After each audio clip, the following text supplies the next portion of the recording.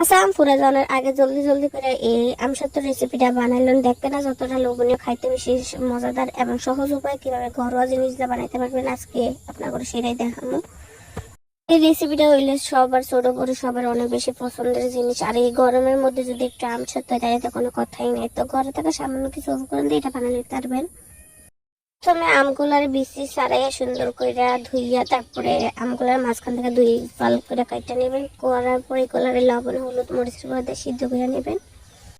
এরকম একটা চালনি বা ছাঁকনির সাহায্যে আমগুলারে ছাইকা নেবেন, মানে আমের রসটা নেবেন আর বাকি গুলা ফালাই দিবেন। তারপরে একটা পাত্রের মধ্যে নিয়ে চুলার মধ্যে লবণ হচ্ছে চিনি, আর আপনারা যদি চান একটু গুঁড়া মরিচের গুঁড়াও দিতে পারেন, মানে শুকনো মরিচ যেটা আছে ওইটা দিতে পারেন।